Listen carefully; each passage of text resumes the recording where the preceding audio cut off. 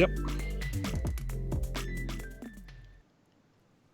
What's up, everybody? My name's Tyler. This is Sean. We're Rendered Reality. Thanks for being here, as always. I got the same cup as you. That's not fair. You sound a little sniffly.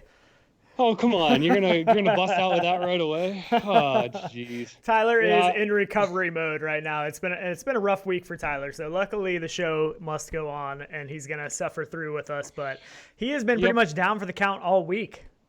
Yeah, it's been pretty bad. Sean, and there were some videos we really wanted to make, one of which we'll talk with the developer later, that we both wanted to really play together and put a video out for you guys, which we are going to do still. I'm lucky to be here at the moment. Yeah. I'm lucky to be standing, a little shaky still. I've literally taken everything.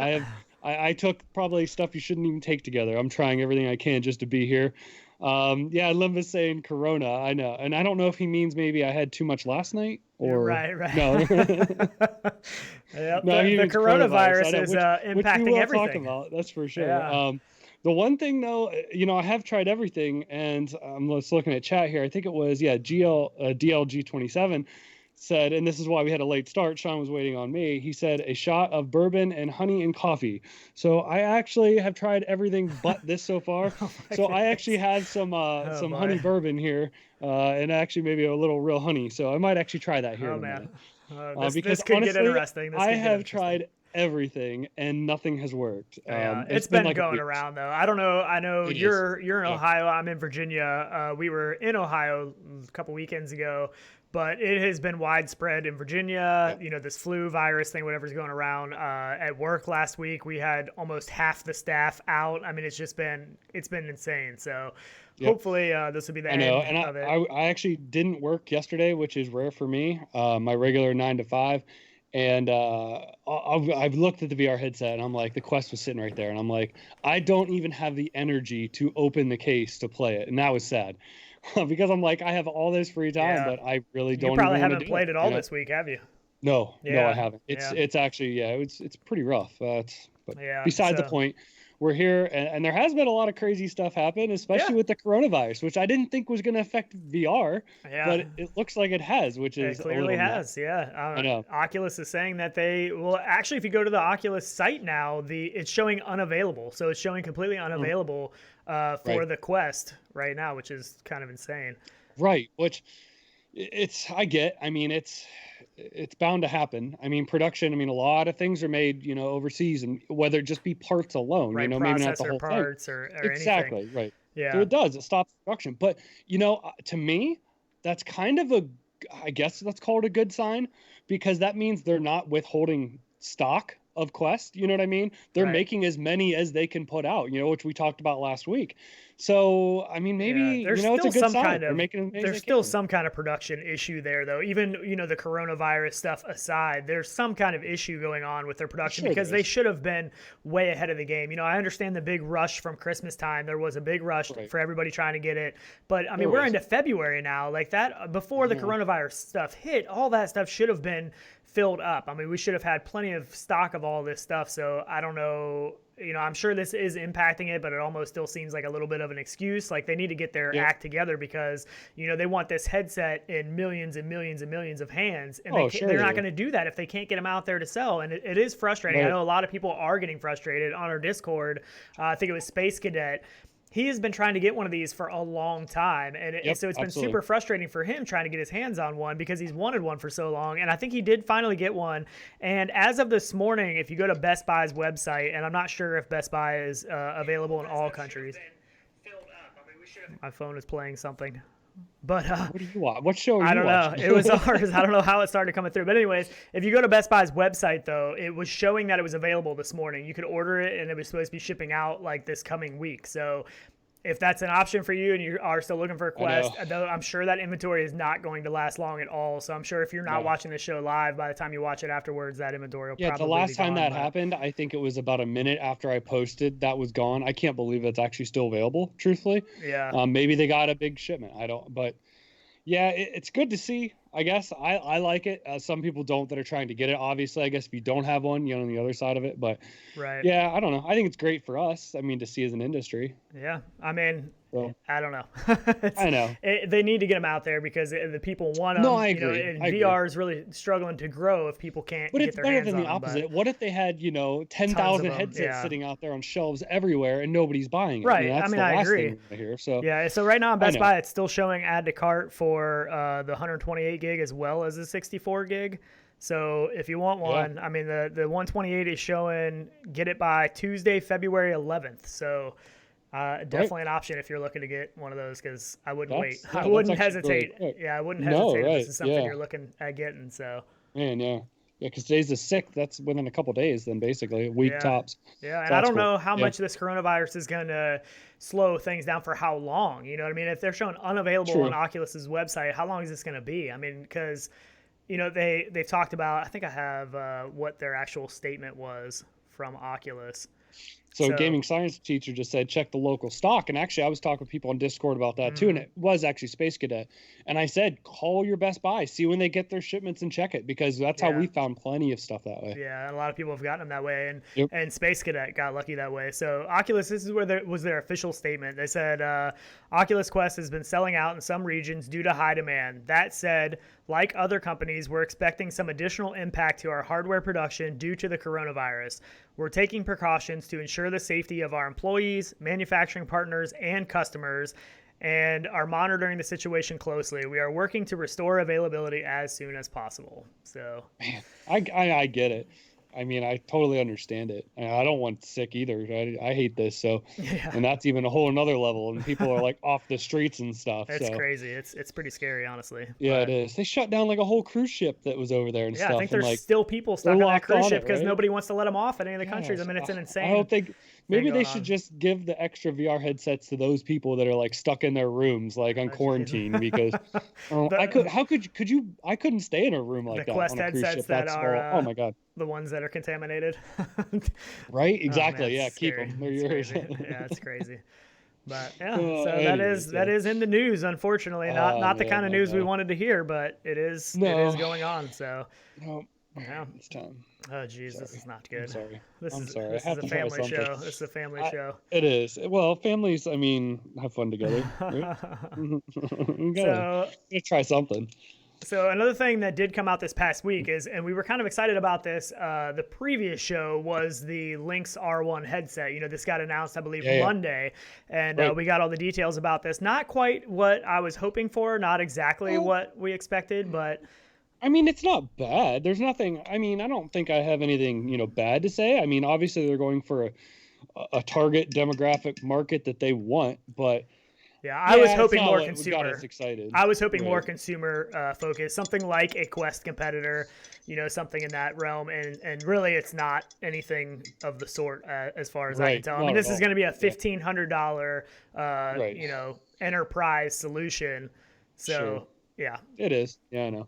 But I mean, it's an interesting headset to say, I mean, even though it's not going to be a competitor of the Quest or a consumer grade headset, it's still something I would love to try out. I mean, I absolutely can't wait to check this thing out. This is the first headset with the actual XR2, Qualcomm chip in it. So this is, I mean, this is what, like double the power that the Quest has. The Quest is running, a much older chipset from them. So yeah, so the Snapdragon. Yeah. I think it's a great headset. There's a lot of things that I do like that they're doing that, you and I have at least talked about. The biggest thing for me is where they put their cameras, their pass-through cameras, which was kind of my complaint with the Quest. The first time you put it on, you run the pass-through. It's not really that 1-to-1 ratio. You feel a little disoriented with it.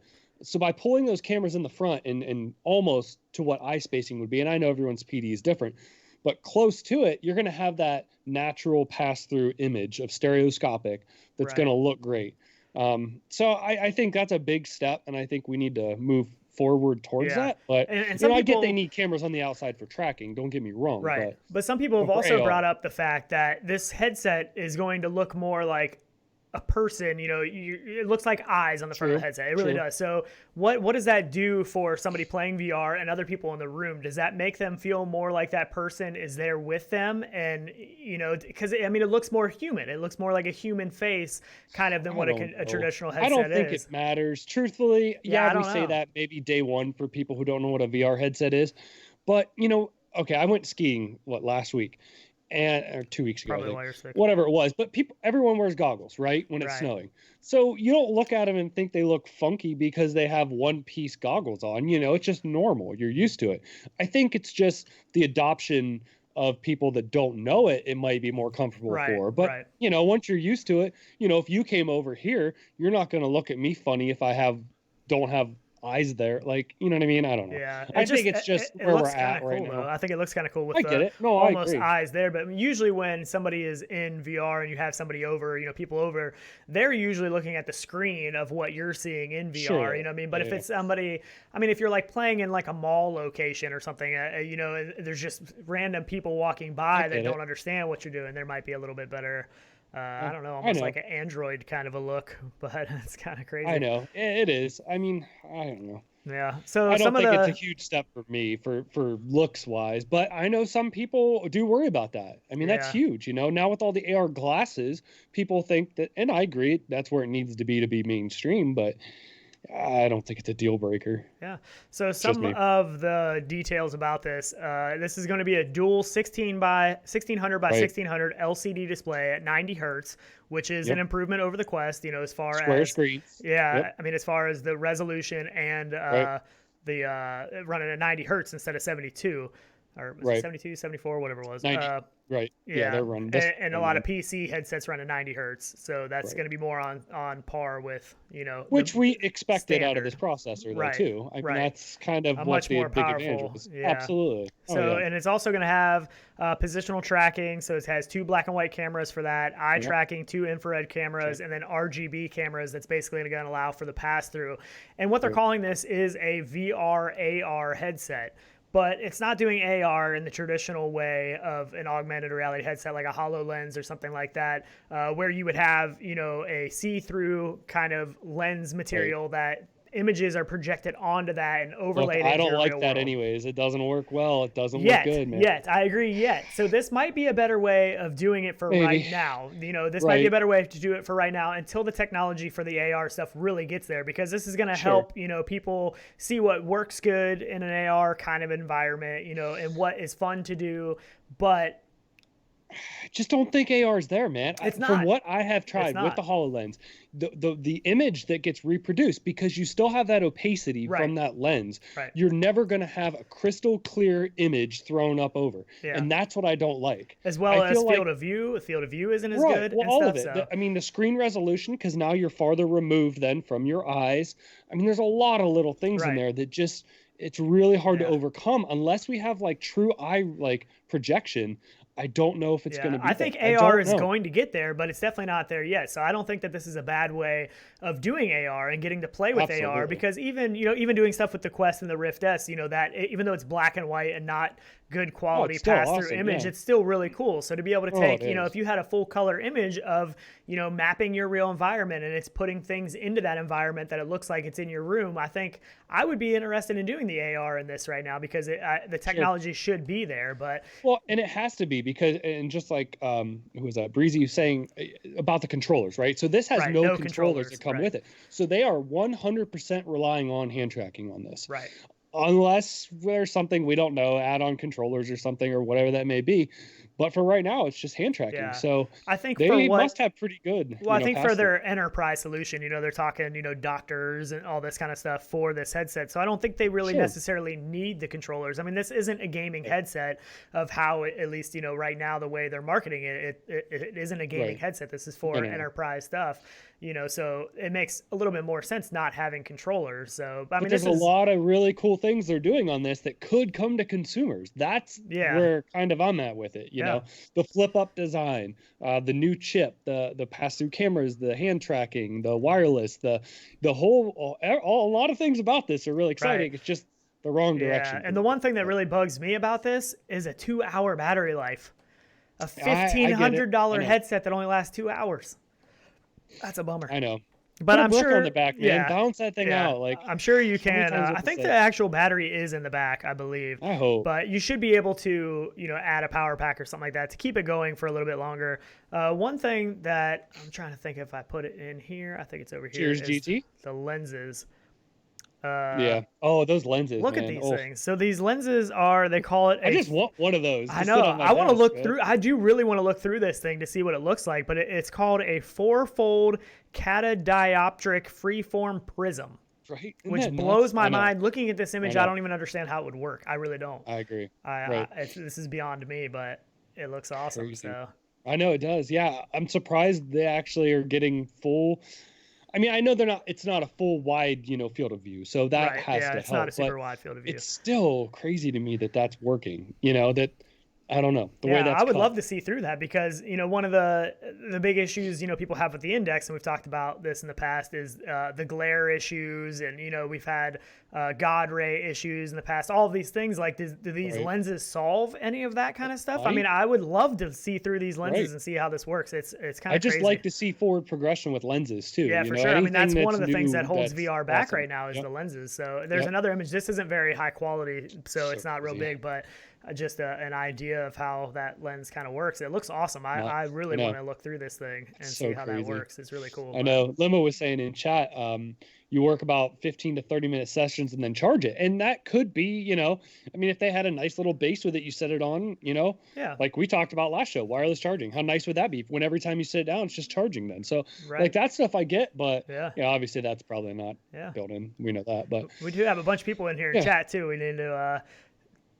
shout some people out here. I see Oh, I some know. new people every Skiva? show. Yeah, I see a couple new people, but we got a lot of regulars: Skiva, Alex VR, Gamertag, Limba, Gaming Science Teacher, Paradise Decay. So some of the Skiva joined. He's one of our new Patreons, by the way. And I just Yeah. want to say he has the best email I think I've ever seen in my life. I'm Yeah. not saying what it is, but it's so amazing. Yeah, that is pretty awesome. But really, thanks for joining us, everybody in here. Breezy Eon, Henry Plock. I'm not sure if I'm saying that right, and I'll probably butcher some of these names, but Mark P. Yeah, really appreciate you guys being here. So it's really awesome.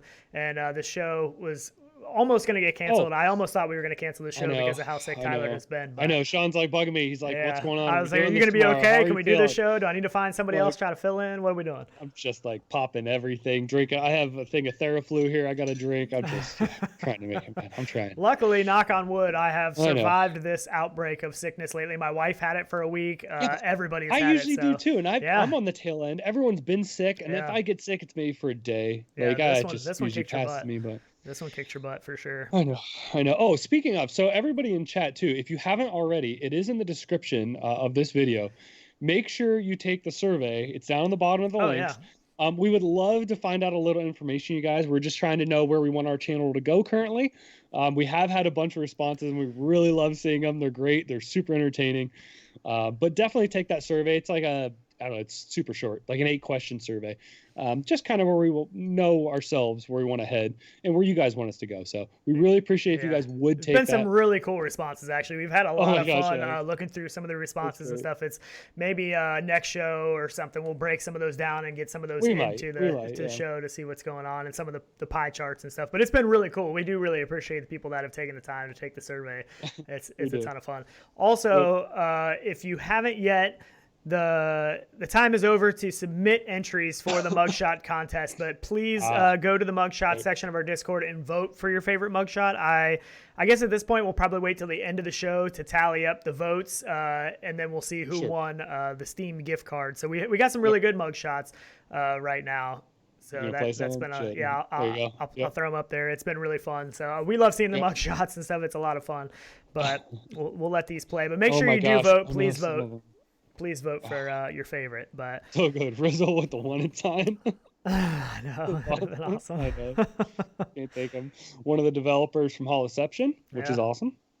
Oh, I know. It cracks me up. Yeah, these are great. And really, this is all just whatever you want to do. This is up to you for what you want to come up with. Be as creative as you'd like or simple as you'd like, whatever. It's just a lot of fun. And even after the contest ends, still feel free to show those up there because we do like to show them on the show. This is awesome.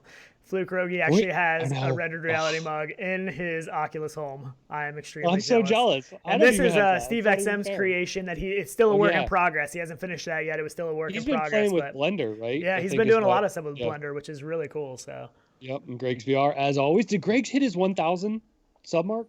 He was really close. Last I looked, I think he was 10 away. So maybe Oh, today that's awesome. we can get them there. Yep. All right. Anyways, let's keep So on. Dental VR, DNL VR says, this new headset based on the new chipset to me seems a bit underwhelmed. Does not seem to use the chip to its max. So Sure. yeah, I mean, this is probably not going to. Yeah, and Qualcomm, as far as I understand it, they have a reference design that they've actually built a VR headset around this chip that is going to be very impressive. And I think we're going to see a lot of that probably, later this year, maybe next year, with some people actually taking full advantage of the chipset for a VR headset. This was something a little bit different, and it's different too because it's not consumer, general population oriented. But well, a lot of this like first of the market stuff isn't going to utilize it to its max capacity. I mean, nothing ever does. Even when we have a console come out, the games that come out on it aren't to their full capacity because they haven't figured all that out yet. So it takes time. I mean, as with anything, but I know they're open for working with the VR market and stuff. I mean, can you imagine? Perfect. So, I know Carmack isn't doing what he used to as much now, but can you imagine, a future Oculus Quest with that chipset in it and John Carmack tweaking it to you know what I mean? It would be awesome. So I think we are going to see some very impressive stuff out of that chip though, because it is a lot more powerful than what we're currently using in the Oculus Quest. So I am excited about it. The Lynx R1 headset is probably not something I'm going to run out and buy because of the price tag, and I don't think it's going to have the kind of stuff that I want to play on it. It's not probably going to be compatible with Steam VR unless you can do some kind of casting or something like that maybe from it. I'm sure some people will come up with some ways to play games and stuff on it, but it's definitely not. The thing that scares me though is like still that battery life. I was really hoping for long battery life out of this new chip. And don't get me wrong, I know there's hardware and stuff all running off that as well. But to see that first one come out and be 2 hours. Yeah, it's kind of... I mean, we know the Quest is... I mean, what do you get out of your Quest? 3 hours? It depends on what you're playing. I mean, usually a little bit more maybe than 2 hours. Yeah, it depends on, maybe, if you're watching a movie or playing some hardcore games and stuff. I know. But I was just hoping that this would stretch, like the first one might be like 4 hours or something, but... Yeah. It may not be utilized, hopefully. I hope. So, yeah, anyways. So this is a small startup company that built this thing. So it's not, it doesn't have a massive backing behind it of, a big, huge company like Facebook or something like that. So I think once those kind of companies start to get their hands on it and really tweak what it can do, I think we're going to see some impressive stuff. But yeah. Yep, I know. Thanks, Kiva, for the get well soon too. Appreciate that. Yeah. I'm trying, man. I might have put a little too much of that honey tea in there. You're gonna be falling out of your chair by the end of. I'm trying anything, man. I'm telling you what. Oh man. So I got some VR. I know you haven't played. I keep wanting to ask if you've played this or that, but the new Pistol Whip track came out. No, I know, and I love me some Pistol Whip, man. Yeah. Honestly, I just told the wife too. I want to start a Pistol Whip exercise routine because every time I get done, it's a killer leg workout. Every single time, man. Still. So I jumped into this whatever day it was that it came out. I jumped into it on the Rift on the PC, and I got number 69. I ranked number 69 in the world, and I'm sure right now that ranking is probably like 69,000 instead of 60, because I played it pretty early. I came at the day it came out, and I haven't played this game recently because I've been playing so much Saints and Sinners and stuff. And so the skill set, like when you haven't played this in a while, your skill set goes down. Like this is a game that you need to keep, you need to keep that rhythm going. I don't know, man. See, so for me, when I jump back in, my first go at a song, I swear is my best. I don't know why. I don't know if because I'm trying to anticipate them on the second one of where they're going to be that I mess it up. I don't know, but like I'll go through and just burn through it the first time and get a high score and like beat, last time me and VR Mang, I was like, all right, I'm going to beat VR Mang in every single one of these. Right. So I'm going through and like hitting the leaderboards, trying to beat them. But it was always my first time, I swear. Yeah, really I probably do too. But for me, the first time, I always just want to get through the song. So the first time I'm just, I'm more, taking it easy and not trying to, and then after I get through it, then I'm trying to get the higher scores for being on B, and getting, I know. So it is, I mean, the first time sometimes is the better one. It is. I'm like but we're amateurs. So for me, I have to shoot on the beat. And I still try to every time. But, I know. But I don't focus on it as much because at first I just want to get through the level because when I'm really trying to do really good, it seems like I end up dying more. Worse. So at first I just want to experience the level, so I want to get through it. Yep. So DJ Jello in chat just said he finds it meh, just so. I mean, interesting. And then Steve is next and says, I freaking love it. So yeah, it's definitely I think like it's a song game. You got to be into music and like that type of music, maybe. I think they need to up the genre. I think they need to get some more mix of songs in there. You know, maybe some well-known artist songs and stuff. I think that is kind of what it's lacking. I think it was on our interview with the developer of Pistol Whip, and I said something about doing like country songs. Like how crazy would that be? A Western themed like scene? I mean, I think you could do all of that. Oh man, saloon doors like opening up and like all that stuff on the balconies. It'd be great. Yeah, I totally agree. So really I think this game is still in its early stages. I think it's going to keep getting better. It's not the Beat Saber killer. I mean, we've seen that because if you look at the numbers, there's still way more people playing Beat Saber. But it is a really fun game. I really like the game, and it's a killer workout. I like this more than Beat Saber, man. To me, I like this more. I do. I mean, 10 times more. I mean, I think the Beat Saber big pull still is the custom songs and stuff like that. I know, I get that. Yeah, I think they need to update the music. I think they need to broaden the horizon of the genre. You know, get different scenes that really, like you said, really incorporate the music that you're doing. Like, you know, you said the saloon doors and stuff like that. I think this game is going to continue to grow and continue to gain popularity, but I think they need to mix it up. DJ Jello just came back in chat and said, need more songs indeed. And I think that's, if you had a huge library in there for people to go to, it would have the ability to pass maybe Beat Saber. I mean, given Beat Saber had a huge start. Yeah. But I mean, you put a big library in there that people can go into without having to do, you know, side load stuff and do all the mod stuff. I think it would be. So there's a lot of competition though too. Like gaming science teacher mentioned Audica. I mean, there's so many Audica, beat song or what do you want to call this? Electronauts, music type song, games. Yeah, and Alex VR said Beat Saber is king, which Beat Saber is still king. I mean, nobody's really knocked him off their totem pole yet, but I get it. But I like the update. I'm curious to see what you think about it. It's pretty cool. Right. Once you get well enough. Oh, I definitely will. This will be one of my first go-to. I need to just get on a regimen of every night playing 5 songs or something. You know. I was doing that for a while there, doing Thrill of the Fight. To me, workout game wise, Thrill of the Fight is a hard one to beat. Not the leg. You don't get as much of a leg workout probably as you do with that. But man, my stamina. You can see how bad your stamina is when you get into a Thrill of the Fight. But sure, any of that stuff. And you just get in the zone and you forget about what you're doing. And that's why I like VR so much. It's like you just literally like live it and you forget why or what you're doing. And I know. Yeah. Oh, man. Bro, DJ Jello, 600 hours in Beat Saber on Steam account. Holy crap, I don't even have nowhere near that. That is insane. Impressive. I like Beat Saber, and I've spent some time in Beat Saber, but it's never been one that I've played tons and tons and tons of it. I don't know why. I like it. I think it's an awesome game, but things like Saints and Sinners, that's what I've been playing, mostly all this week. I played some Ironlights this week, and I played a little bit of Pistol Whip, and I played Saints and Sinners. I just can't get it. That game keeps bringing me back all the time. Like I just keep thinking about I want to get past the next mission, but it's getting tough. Like I'm getting to points where I really need more of the medicine, like the medicine pills and stuff that you take. And well, my health is just getting lower to where you got to get that max health back up, and that stuff gets harder to find. So it's definitely getting more difficult. But man, the game is just so good. It puts me in a constant stage of the creeps, and just it's an awesome game. And gives you the feels, man. That's what games it really about. does. And one of the best things about it is this past week they did an update to Saints and Sinners. Let me see. Crouching. Yeah, that's the big thing. So now when you load up the game, the physical crouch beta is now on by default. So now you don't have to mess with any INI files, anything like that. You go in, you crouch. Come on, dude.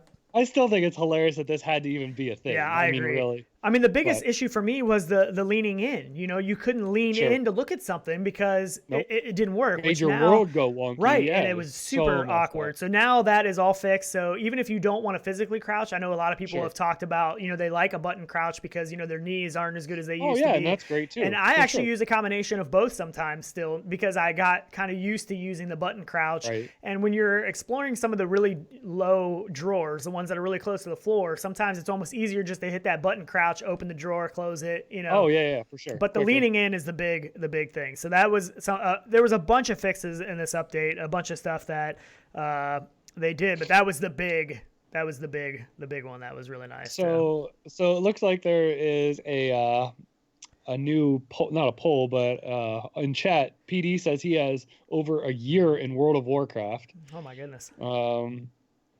What is Limbo says 117 days in main char? What's that? Main char. I'm not sure. I'm not sure either. But that's I didn't even know. Jeez. I mean, I know year. World of Warcraft, man. People buried themselves in that. I had friends that did that. So I totally get that. But man, that's impressive. That's pretty crazy. That's serious devotion. Yeah, I don't know. Amazing. I don't know what game I spent the most time in. I'm not even sure. My highest VR one probably has to be Standout still, don't you think? I don't know. I don't know. I'd have to look. I don't know either. I mean, because we spent a lot of time in Contractors, a lot of time. But yeah, Standout, we went on a big kick there for a long time where we were playing Standout like every single day. But I'm still hoping that the next update for Saints and Sinners is a co-op, because that will definitely increase the amount of time I play in that game for sure. I know. But there is also, they added options to disable all vignettes in the option menu, so you can just turn on off all of that, which is pretty nice. Yep. They added where you can change the controller angle, which is very good. Various performance optimizations. I mean, there's just all kinds of updates in there. Which are all the things that we said. I mean, those are all little things that needed fixed, and I'm glad they did right away. It's good to see. And one of the things at the very end they put, and one more thing, voice immersion. There's a menu option to enable it. They said try it, and I did turn that on. And I'm not exactly sure, because I would forget to use it, but it seemed like, and probably some other people know a little bit better, but it seemed like you could actually make vocal noises to get the attention of the zombies and stuff like that. Yeah. I haven't played with it a whole bunch. I actually turned it on, and then I played for hours and totally forgot that I even turned it on. So I wasn't recording it or anything. I wasn't talking at all. I was just playing. I was in my own little world. So I don't know exactly how all that's going to work. But wouldn't that be creepy? Like, okay, let's say your wife came in and said, "Oh, dinner's ready," and it's like, "No, you just woke up the zombie." And looked at you. Don't say anything. That would be really cool, actually. But I feel like there's still a lot of untapped potential in the VR space for vocal stuff, and especially in dark, creepy games like this. And for me, for some reason, too, ever since this update, and I don't know if this is true, but it seems like the environments are darker in a sense that my flashlight doesn't project as much light. And I don't know if that's true at all, but after the update, I would go into the houses, and it seems like my flashlight wouldn't lighten up as much of the room as it used to. I don't know if anybody else noticed that, but maybe it's just me, but it seemed to be kind of weird. But can we get into this controversial topic that we wanted to talk about? I know, I love it. I don't, but at the same time, it's like, this is super weird. This is taking. I totally get it, but at the same time, I totally don't. This is taking VR to another level. It is. So let's just get into it. You're gonna play it, aren't you? I'm gonna play it. So this was a Korean video, and the video is all in Korean, documentary, so we couldn't tell what all they were saying. But basically, this mother had lost a child, and in VR, they recreated this mother's child where she could interact and see her child again in VR. And like we said, it was in a different language, but all you could tell was that she was crying a lot, and it was very emotional. And me and Tyler were just like, wow, is this a good thing or a bad thing? I know. This is hard, man. I don't know if that's, I don't know. Like, I totally get, recreating things or, reliving something that you can't experience or do ever again. Right. I totally understand that. But like at a point, when does it become like a little bit ethical and a little bit like too much, Right. And I don't know. Do you think this has crossed the line? This is close. I don't know. I'm really curious I'm not to see it like this. Any laughs that I have during this, I'm just like in awestruck. It's like an uncomfortable laugh. Like I feel uncomfortable a little bit in what I'm watching, and I don't understand how I should feel. But I mean, I cannot even imagine. I really can't. Like this has to be like one of the hardest things because, like even when the video first starts out, Rizzle Rock. He said, "Here's another shot for Tyler. Keep those fluids up." Does that mean I have to take another shot? Oh, jeez. No. Oh, my God. Thank you, Rizzle Rock, for that super chat. That's awesome. And hopefully that can help. Hopefully that can help Tyler get better. So don't get him laughing. He might start coughing. Now I'm on to Theraflu. I've moved on now to Theraflu. I've drank some coffee with a little extra. I might have to try some more. I don't know. Craziness. So... like I think what I was saying though is that in the beginning you see that she's trying to touch her, because like we talked about this earlier, we don't know if this lady has ever been in VR before. So VR is a very powerful thing, especially your first time experiencing it if you've never experienced it before.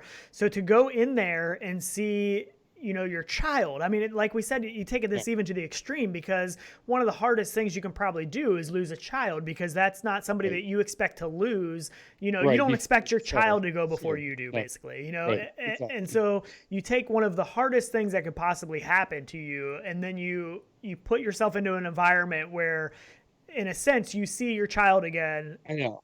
But man, it's just like creating new memories now. Like, it starts to push, we've talked about this. Where is that line? You know what I mean? Like, even with, Saints and Sinners and stuff, where is that line? And this is the point where I feel like maybe it crosses it. And I get, and we have, what feels like now my recent passing of my mother-in-law. So like, okay, let's recreate stuff.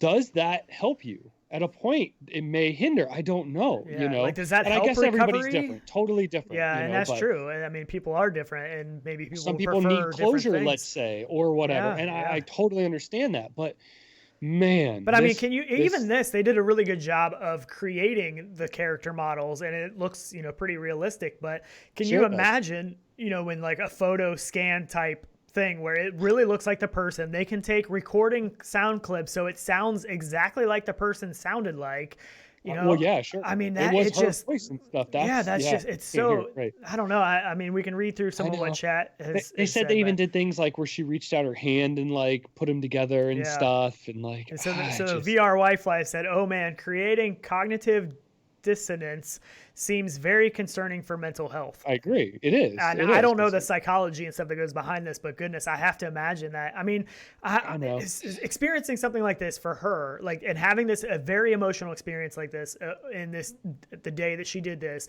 going to bed that night, how could you, for one, could you sleep? And when you do sleep, like, can you, like, VR's given me dreams before. I know. Like, man, I don't know. It's just. And I mean, like, we play games and want to get back in or excited, like, to get back in and finish it. But then, like, people like this who never got that next experience or never got to take her to the park, which is where they set this at. They set this environment in the park that they used to go to.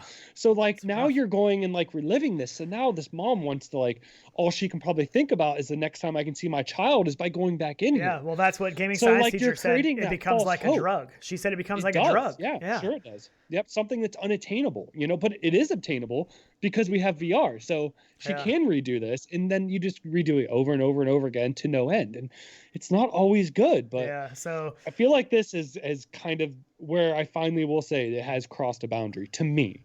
I think in some instances, this might be okay. This some is a tough, very limited. Yeah, this is a tough subject. So some of the people. So Wesley Fletcher said, "I would definitely want it." Limba said maybe okay if part of a recovery plan with doctors, like maybe a supervised kind of. But still, I think that drug kind of mentality would almost come into play, because you're going to miss that person so much that you're going to want to keep going back in there and having new experiences with them, and that's kind of scary. But then drugs are monitored by doctors, so this could be as well too. I don't know. So but, like I get it might be okay for somebody who passed naturally or something like that, and you want to relive moments from 10 years ago, and I had a video. So like a grandparent, a grandparent that you expect is going to not outlive you, or even a memory of you and I. Okay, let's say I had a video of us in a car drag racing from years ago, and now we're at the point where you can recreate 3D environments from videos. So let's say we could make that environment and relive it. That's cool. That's fine. That's like looking at a picture, or something. But to do something now that's like future wise and stuff, I just think I don't know. It's everyone's different. It's crazy. So I know, and you really want to read chat now, and I'm probably going to read this section too. So Robert Sterenchak said Black Mirror episode. Right, there you go. Yeah, exactly. Mark P said, what if they created an AI and the characters could now do new and varied things? So, yeah, like what if they did make this and this character in the thing had an AI, and you could actually have conversations back and forth, and they could program this AI like what the person's real personality was. Well, that movie, remember the movie we showed in our show a long time ago? Yeah, what was that? With what's the actor where he got the glasses? Oh, I really want to see that now. Yeah, I'm not sure. Got the glasses, kept up and he with that. put them on. He was married. It was family, AR and glasses. everything. Yep. Yeah, it was called it something recreated. like that. So those AR glasses recreated something that so you good. innerly like most wanted or something. Right. And it was created some this woman girlfriend. companion, and he basically fell in love with her. And she was an AI basically. He could fully interact with her and converse with her. Somebody in chat's gonna remember that. Yeah, but he forgot about his family, and they were like, "What are you doing?" And he would just like basically wake up in the morning, and this Yeah. AI girl was beside him in bed and everything. Just total mind trip, Yeah. Oh man, it's crazy. It was called something like that, like Aussie or something, or Augie or so. Augie, that was it. Augmented, right? I think it was. Something like that sounds right. So, I want to see that now. It's just crazy. Yep. Soul machines, huh? Oh jeez. Some people. Sneaky Snook said, "Could be worse. They could have made her a zombie."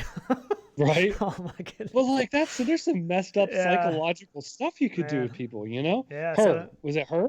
Was that it? What? No. Is a movie called Her? I don't think so. I'd have to look back through. I can't remember now, but it was something like you said, Aussie or Augie. I think it was Augie because it was augmented reality. I think it was Augie. Yeah. So Fluke Rogi said, depends on how it's used. If it's used to get over a trauma that happened, then it's not much different to how they use VR to treat PTSD. Yeah. Yeah, that's it was. It was called Augie. Auggie. Yeah. It says 2019. So did it come out? I think that was last year when we talked about it. So it might have come out by now. I wouldn't mind watching that. It looked kind of crazy. Yeah, I know. Interesting. Yeah. I'm gonna have to watch that if it is out for sure. So I don't know. Crazy. This is nuts. I know. Yeah, I mean, I'm sure. I don't know. Everyone's got a different opinion about it. Yeah, I mean, I guess I'm not sure does. maybe that it's crossed the line, but yeah, some people don't think that it is. I don't know. I think it's really dependent on the person and how emotionally stable they are to deal with something like this. I mean, I don't know how the long-term effects, on the mother of this. I don't know. It's crazy to me. Then we go back to like, the metaverse and stuff. Okay, let's say like the Oasis is real, right? You can be whoever you want to be. I mean, I could be anybody. I could be you. You know what I mean? And people will walk up to me and think they're talking to you, but yet the future is crazy. The future is. We talk about insane. identity theft. Yeah. Yeah, really. Yeah, that's true. Crazy, man. Yeah, I don't know. It's nuts. So it is. We got to get through some more stuff. We are going to be talking with the developer of Ironlights, so we're going to bust through some of this stuff. But there is a new Ven VR, a new adventure game coming that looks really good. Yep. I'm trying to find my notes on platformer, which I like. It is a platformer. I mean, this gives me like the feels of like I had it earlier, like Banjo-Kazooie maybe, or some stuff like that. Yeah. A little bit, which I think is great. I think that's super cool. It looks good. I mean, everyone liked Lucky's Tale. When it first came out, thought I wouldn't like it, and then like that Moss, like I really enjoy playing them. It gives me like the old school feels, but sitting there playing it in front of you. So I think that's pretty cool. Yeah, and playing it in VR, it's not first-person view, like a lot of the games you're used to playing, but this is more of a relaxing sit down, but you're part of the environment. You're looking over top of the environment with the platformer. It's really cool. Right. I really liked Lucky Tales. Lucky's Tale was one of the ones I as well didn't think that I was going to like, and once I got in that game, I played that quite a bit when I first got VR. Agree. That was one of them that I really didn't think I would be interested in, and it was a lot of fun. So. And these kind of games are exciting. What, an adventure puzzler or something like that? So it says Ven VR Adventure is a single-player VR platform game. You happen to meet Ven on his unknown planet, invaded by Bruce Nelson, who wants to destroy the magical world. Yep, it's cool. Yeah, I think it's great. Second we really quarter... haven't had anybody come out with anything since, have we? Since Lucky's Tale, really? I mean, there have been some things, but like a true platformer, like I don't know. It's just this look, I guess, to me is just awesome. I love it. My wife would love this one. Yeah, I agree. I think my wife will like this one too. This is second quarter 2020 is when they're planning on releasing this. Yeah, it's awesome. So it says Discord. Take on an adventure through a magical land. Enter the world of Ven thanks to VR technology where you can look around in every direction, lean forward, backward, zoom in and out, and enjoy an extraordinary immersion experience. Team up and work closely with Ven and use everything you can to save his world. Be the hero who helps Ven save his planet from destruction. Submerge yourself in a world of magic invaded by machines and deadly enemies full of traps and dangers. That's cool. I mean, I would like one of these, and like I always say this. Everyone's saying it looks like Astrobot. And I never got to play Astrobot. I don't have PSVR, and that was one that everybody raved over. I mean, that was exactly. So I'm down for something like that for sure on Steam. I agree. I would love to see a platformer like this in a multiplayer aspect or co-op aspect. I think that hasn't been done in VR yet, as far as I understand. So, what was that? What was the one on Xbox that was the motorcycle? Oh man, I played the crap out of that game. It was a side scroller where you do like backflips and make jumps and stuff. I don't remember what it's called. It was like stunt rate or stunt something. Stunt FX. I'm sure somebody knows. But yeah. But like that would be super cool, doing the backflips and all that, seeing it. Oh, yeah, but this looks good. I mean, this is coming soon. So second quarter 2020. So awesome. I think this is going to be a hit. I'm looking forward to it. Absolutely. Oh, it will be for sure. Another game that is coming is, let's just go to the movie theater. We haven't switched over here in a while.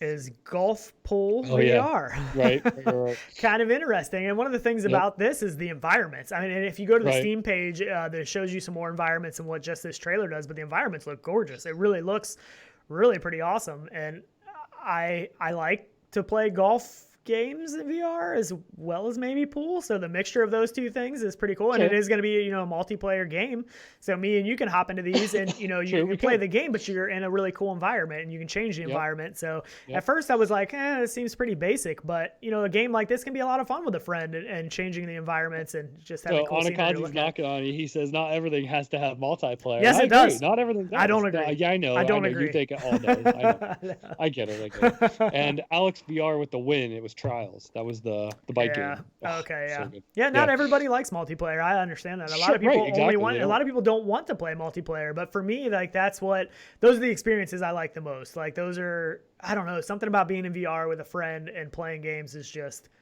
I don't know, I love it. I just think it adds that realism depth to it because you get interaction from people in real time and stuff.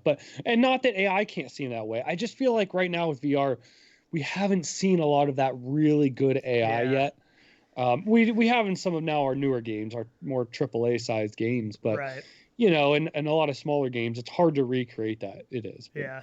And just a little bit more news real quick is that Quest did have an update. And one of the big things about that is now you can switch between the hand tracking and controllers seamlessly instead of having to go in and select it, which I did get the update. I need to check to see if it... Which is good. Last I saw it was available. I hit download. It was taking forever to download for some reason, so I just plugged it in and set it over there, and I haven't put it back on since then. But it's been a couple days, though, so now it should be getting pushed out, I would think, right? Yeah. If you want to go ahead and... Never know. Do you have anything else real quick you want to get into before we get into some Ironlights with the developer? I don't think so. I was trying to think if there was anything else. Let me check mine, but no, I think that's it. No, it's sure everybody. I did say something about the survey, so if you're joining us late, grab the survey down in the description. So definitely do that. We would love to hear from you. But no, past that, I think we're good. All right, let's see if we get him in here. Let's switch over here, and he's there. It worked perfectly. So we may have some scaling issues. We do have that issue quite a bit with Skype where it might make his screen a little bit smaller, but that'll be okay. But this is E from one of the developers from Ironlights, and welcome to the Coffee and VR show. We are definitely glad to have you here. Yep, Thanks glad for you're having here. me. Hopefully we can get a little info out of you. You kind of said you're an open book, so we definitely have some questions for you, as chat will too. They always do. Yeah, feel free in chat to go ahead. Go ahead and add some questions in there. We will try to get to all of them and stuff. But you want to give us a little bit of breakdown of what Ironlights is for the people that don't know?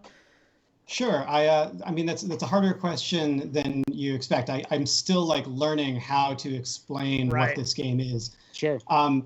Ironlights is a VR melee fighting game, like a sword play game.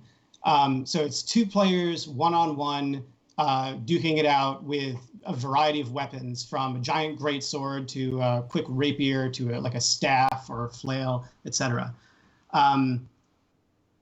It's got a bunch of mechanics that are kind of unique as far as I can see in the VR fighting space, that are designed to make it so that it's more about the sort of parry and thrust back and forth, sword play aspect, as opposed to a lot of other melee games in VR right now are more about dispatching 20 guys at once, just blasting people left and right, which is very good fun, but it's not sort of what this game is focused on.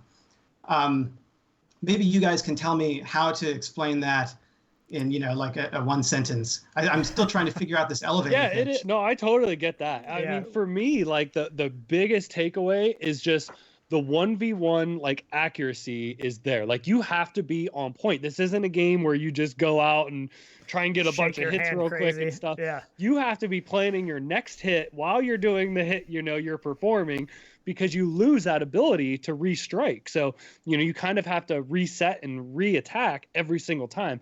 And that's what's great, is the skill set required. It's not just a quick turn-based thing at all. Yeah, I mean, that's definitely what this game is doing different compared to some of the other sword games. And it's almost solving a problem that, some of the combat games have had, because for the most part, you can just stick your hand out there and kind of go crazy.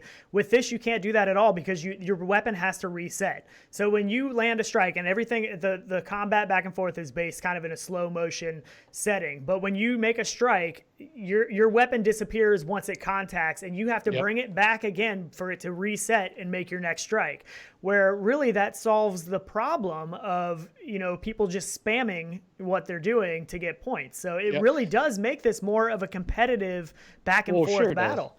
And the defense too, from that standpoint, when the attacker draws back, it gives you 1 second or to at least see where that next attack is coming from, because it's not just sitting there stabbing them in the stomach or something. They have to reset. Now you can see where that attack's coming from and defend it. And there's multiple ways to defend. So it's really a different take on it, and it actually is a lot better than what we've seen. Yeah. Thank you. It's crazy. Yeah. Like in my head, I think that there's like 3 big gameplay differences that make this work. One of them is that sort of one hit per swing mechanic, like you were talking about, where what I say is like the weapon shatters every time it hits something, and then you have to bring it back. Then, like you mentioned, all the melee combat takes place in slow motion, and the weapons are all physics based. So basically, you have to move like you're kind of in slow motion in real life. You can't just like jerk your hand there, to block something. You have to anticipate and try to plan ahead and read what the other opponent is doing. And then the last thing that's kind of unusual about this is it's set up to be one-sided, so that one player is always the attacker and one player is the defender when you're doing melee. So the defender can't actually do damage. They can't land hits on the other guy. They can only block. And the reason for that is we found that if both players could do damage, then it was always the right decision to just ignore the other player's attack and try to land an attack of your own. Sure. If you could be doing damage, that's always the better choice. But if you can't and you can only block, then you end up with a lot of like parrying and a lot of cool, back and forth, like I was describing before. Like for me though, to say it's turn-based I feel like it doesn't do it justice. Like when I think of turn-based, I think of like card games or something, or casting stuff, to where this doesn't feel like that, because you're never just sitting there in limbo. There's always something going on. You can be, recharging, you can be defending, or, there are abilities and stuff that you have. So there's lots of things and strategies and different play styles. I mean, ultimately you could use up all your energy to do certain things. I won't get into all the details and let people figure that out on their own, but there's a lot of things going on here that you can do. It's not, to me, it's not turn-based. I feel like that's I've never used the term turn-based to describe the game. I think one of the early press articles, once the Kickstarter came out, described it as turn-based. And I totally get why, because, one player's attacking, the other's defending at any point in melee. But they are moving and reacting to each other in real time. So, I see it as like a real-time game that's kind of slowed down to like give you a moment to, to react. And I actually still think, and, Sean can, weigh in with his opinion because he's tried it out. I feel like it does feel very like physical and like it's not a reflex based, but you are like trying to react to what's happening in real time. Yeah. Yep. For sure. And quickly. This is going to take practice because, for me going in with you, like you said in the video, if you haven't watched the video, we did a video of us playing together. It was basically a video, you teaching me how to play and the, the basis of how everything works. But I could definitely feel the difference in skill set. That was my first time ever going in there against, one of the best people in the world at this game currently. Right. So, to be able to play this game in practice, to get my skill set better, learn the weapons that I really enjoy using to fight an opponent that's hopefully more a little bit closer to my skill set. But yeah, I mean, it's definitely a physical game, and it's mental as well, because you have to think about what you're doing, and that's something that's going to come with getting better at the game and learning the skill set better. But you do have to anticipate what the other person's going to do. You have to, figure out the best way to block that. And there's also the energy aspect, which is a big aspect of the game, because you have energy, and once that energy goes lower, your attacks are shorter. And you said when we were playing that you can use those kind of things to your advantage. If you know that player just did an attack and their energy is going to be lower, that you can use all that to your advantage. So it's very strategic as well as physical, mental. I mean, it kind of encompasses a lot of different elements, I think. I'm hoping so. All my previous games that I've released in VR have been strategy games or strategy puzzle. And I don't know, I was sort of joking with my dev partner a while back that, now I've turned to go make this action sword fighting game, and then I accidentally turned it into a strategy game too. It's just sort of my natural tendency. Sure. Also, sorry about my bandwidth issues. It does look like I shrunk a little bit, but that's my fault. So well, you'll come back, there's a fix for that. We actually have to figure out the fix through Skype to get it to stop doing that and maintain the aspect ratio when the bandwidth drops off. But we'll get there eventually. But hopefully that's not too distracting. But hopefully we can keep you full screen here. But that is what's going on if anybody's wondering. Gaming science teacher in chat was asking, is there any kind of co-location happening in this game, or is it just the same Wi-Fi network? And I think she's referring to that video that was playing. But yes, there is, correct? And I can let you explain that. Co-location meaning like the fact that you're in the same place? Yeah, I think she was thinking from that video that it only works on local networks is or playing against somebody. So not really. That video, that was just to like a demonstration, because somebody was asking, like, can we see, side to side with the real world footage, get an idea for like how it looks, or, what the slow-mo looks like actually implemented in real life. So most of the time, you don't want to be, facing and like in the same room as your opponent. We came pretty close to smacking each other a couple of times there. The interesting thing it does is with the local Wi-Fi network, it's using like a networking middleware that establishes a direct connection between the players, peer-to-peer, networking. And if you're on the same Wi-Fi network, then it's using that local area network. So you end up with basically zero latency multiplayer, which I think it's just a great bonus to have. And because it's cross-play between like the different, headsets, it's kind of cool that you could take an Oculus Quest and bring it to your friend's house who has a Vive or a Rift and play them locally there. And otherwise, I think that maybe that would be cool for like competitive play, like, I don't know, in-person tournaments and stuff like that. Oh, yeah, location-based stuff. Oh, yeah. For sure. But, that would be. I'm assuming that like the vast majority of the multiplayer games will not be played on a LAN.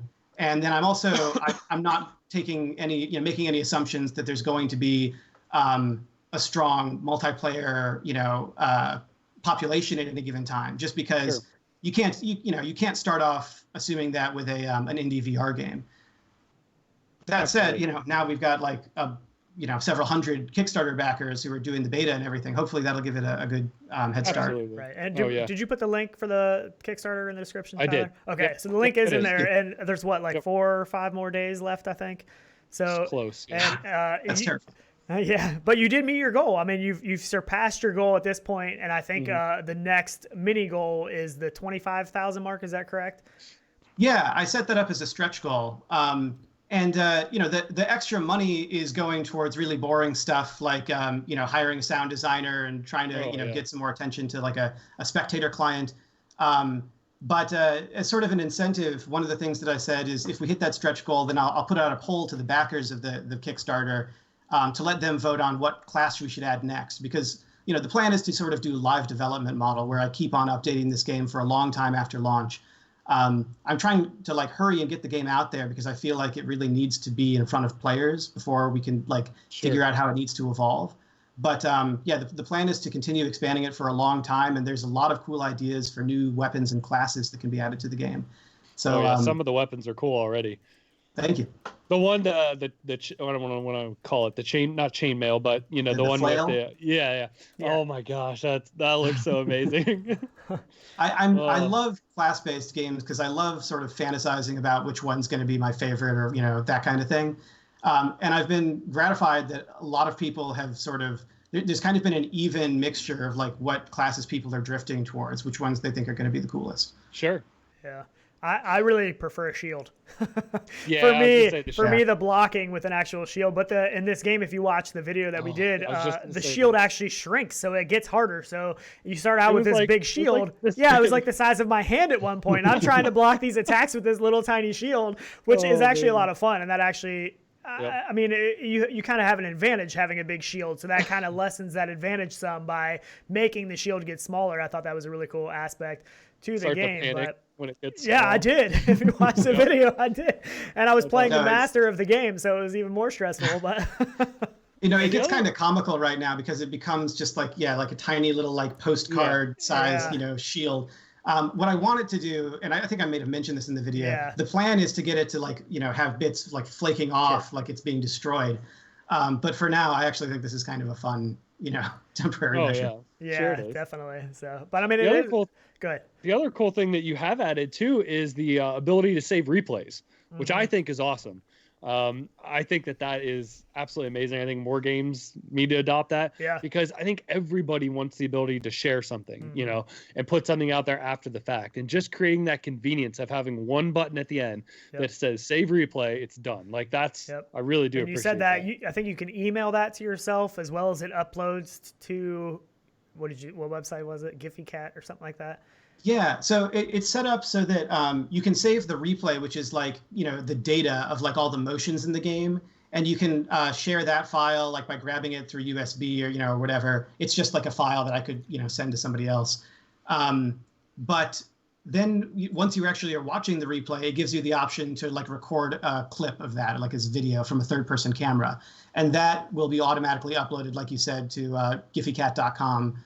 And just to give you like an easy link that you can share with people or download from there. Yeah, that's awesome. I think more VR games do need to do that because the ease of being able to share something like that. I know, especially off Quest too. Yeah, Quest is a pain in the butt to get footage off of most of the time. Hopefully that gets easier, but yeah. So this is going to be Oculus platform as far as Rift and Quest. It's going to be on Steam as well. And you talked about crossplay between everything. Is that correct? Yep, that's the plan. As well as cross-buy on Oculus? Yep, cross-buy for Quest and Rift. I'd love to do cross-buy with everything, but I don't think I can set that up. Yeah, that's a little bit more difficult. But yeah, so Mad Wookie says, wow, replay save is a great idea. VR Mania Q said the guest window is too small, which unfortunately that's auto-changing on its own due to the bandwidth. We'll have to find a workaround for that. Unfortunately, we can't. If I resize it right now when it is small to the full screen, then when it comes back, it's huge. We've tried that before, so kind of a pain in the butt. But so Aylin Kara said Quest Rift cross-buy, and it is. The rapier looks cool. I do. My favorite look of this whole thing is the nighttime arena with the spotlights. That looks so good. The lighting when you is really go cool. in and then all like the lights, the stadium lights turn on and stuff, and then the spotlight comes on, which rotates. You see the shadow. Really, really cool. Thank you. It looks really good. I mean, I worked really hard on some of those graphical effects, and some of them, I was joking before that like Oculus put out these guidelines of like things that you can't really do on the Quest. Right. And then I basically made it my mission to do all of those things. So yeah, it's like shadows and multiple dynamic lights and et cetera, et cetera. And I think the build that we were on when I was playing with you wasn't even the latest build. Is that right? I think that was what you said that. Good. Yours actually had, first it was limited to just multiplayer, of course, but it actually had some graphical bugs. So you were seeing a version that I thought was like horrendously ugly. But I thought it looked good, but I'm glad. It's going to be an improvement the next time you try it. That's awesome. Yeah, so that's really cool. Like we said, if you haven't seen the video, it is on the channel if you want to check that out. It was kind of a long video, but it broke down a lot of the gameplay back and forth, and he went kind of easy on me, which I definitely appreciated. But so in your Discord, and you guys do have a Discord where you are taking suggestions and all that kind of stuff. Link for that as well is in the description. So what are some of the ideas that the community have come up with that you're excited to implement or test out in the game? Gosh, I mean, I've sort of, I've got to go through them all and like compile that into a list. But There's been a lot of requests for. I mean, first of all, there's like a lot of ideas for new weapons, which is always appreciated, new classes, and I'll have to try to figure out which of those I think is going to be viable and that I can like put in the poll for the stretch goal if we hit that. But there's also been a lot of requests for like different game modes. Somebody just the other day was suggesting like maybe you should be able to set like I want to play a melee only or ranged attack only game, or I want to be able to maybe even change some of the settings for like how slow the game goes, or good point. Things like that. Somebody was suggesting like a joust game where it's like a one-hit kill kind of thing, where both players can sort of go towards the center and hit each other. I feel like some of these are like kind of fun. But I also have to sort of balance like how much work that would be and how much time that would be versus, the enjoyment that the community is going to get out of it. Yeah, and you're splitting your player base too then somewhat. Right. I mean, if some people don't want to play one thing and want to play it classic, it's kind of hard you end up splitting it. But I get it. Modifiers, people like them. But probably I would make it like the quick match for just random matchmaking would be vanilla. And then for private matches, that's when you could go crazy with the settings. Yeah, and I think that's awesome. I like the speed idea. I really do. I mean, making the speed even half so you have even more anticipation. Because for beginners, to play again, it would handicap you. Okay, you and Sean playing. It would handicap you then to give Sean anticipation for where you're going to strike him. So stuff like that might help, balance some of that stuff. But I know it's hard. You didn't splitting it all. Yeah. And there's a lot of stuff where, it's just trickier than you might imagine. We're like, early on, part of the idea of the game was that the amount of slow-mo might vary over the course of a match. And what we found was like, you get used to a certain level of slow motion. You learn how your weapon moves and you get into the flow of things. And then if you change that at all, it feels like, like the rules of physics have changed. Suddenly all of the muscle memory, all the skills you've developed are wrong. Changed. Yeah, that's true too. Yeah, so we tried to find like we experimented with a bunch of different levels and we landed on something that we thought felt good. I think one of the reasons that I'm trying to get this out to a beta very quickly and then get the game launched to update going forward is I'm just not really going to know a lot of answers to these questions until there's a population of players who are doing it live. Actually giving a full play test, because that's where you will have people break things, or you need something, or they tell you will, and it helps. Betas definitely do help. Yeah. People were asking. Go ahead. I was going to say that people were asking about price. There was a little bit of price talk in the. Do you guys have a set price that you're going to launch at? Are you able to share that? $20. Okay. So yeah, the awesome. Kickstarter though, you can pre-order it at $15. So if you trust that you're going to get this game, then you can get a bit of a discount. That's awesome. Yeah, and somebody asked, is there going to be a custom colors or anything like that in game for backers that have backed the game? That was one of the requests we got, and so the one tricky thing is figuring out how to grant that to the backers, because like. If we were doing something like in-app purchases, which is like the normal way of like handling that kind of thing, like I don't think that there's a way in the back end for us to grant individual people or like Kickstarter backers ownership of a certain thing.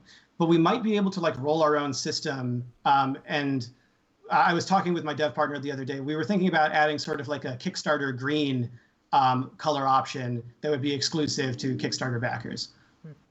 But yeah, to answer the wider question, there is a lot of customization options in terms of like you can change the material of your armor, the accent color of your armor, and then like just the body armor type and the helm type. Awesome. Yeah, and on the screen over there, you can see some of the renderings of some of the stuff from the Kickstarter of the armor and stuff. But yeah, it is really awesome. So right now, how many classes are there right now? There's five. I was thinking 5 or 6. So yeah. So I mean, it's. Go ahead. So Mad Wookie in chat was asking, where do we get into the beta or buy it? So I'm assuming beta is Kickstarter, correct? Yep, that's right. And buying it, do you have a release date set? All I've been saying so far is spring. For Kickstarter, I had to get more specific and give a month, and I put down April.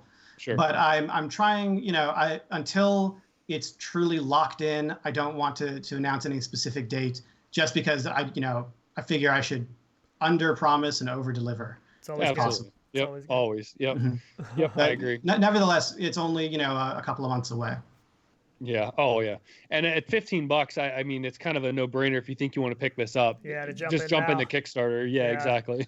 For sure. Link is in the description. It helps them too, because it'll actually progress the game further. Because let's see, how close are you to your stretch goal? Are you... I think that we were just below 19,000 when this started. Oh, so you're close. Yeah, real that's close. Awesome. Yeah, that's great. There's still time left. There's definitely still time left to get on it. Oh, that's not it. Yeah, and over the course of this, we've crossed into 19,000. So thank you guys. Yep, that's awesome. Yep, that's super cool. Currently $19,030 at this moment with 475 backers and 4 days left to go. So very cool. Yep. Yeah, are there any future things you want to add to this, or really, in studio stretch goals, let's call them, that you guys are kind of would like to touch on once the game is fully released? Oh yeah, it's a blessing and a curse with this kind of game. There's so many things that we could do to expand this, and so in some cases it feels like the game really is like crying out for some of these things. I know a lot of people have requested like a 2v2 mode or some sort of multiplayer co-op. Yep. There's so many more classes that I'd like to add, of course. There's a lot of interesting gameplay things that we wanted to try out. And one feature that I just didn't have time for, but I really, really want is like an ultimate attack. Something that charges up more slowly, maybe a separate side gauge or something, but that every class would have this very powerful charge up style attack. Special move or something. Like a Mortal Kombat-esque final move kind of deal. Yeah. Well, and I know so cool. I know what move that would be. I have sort of the picture in my head for most of the classes, but just in terms, it was something that I just never quite had time for. And again, it feels like I've had this kind of fire under me to get the game out there. Mm-hmm. And I put that as sort of the top priority. I've started daydreaming about the sequel, but it is way, way too early for that. Yeah.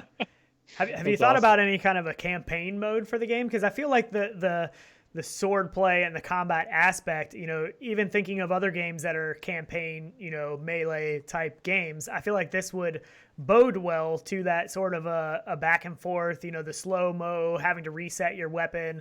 I feel like that would even translate well to a full campaign playthrough game. At least a tutorial.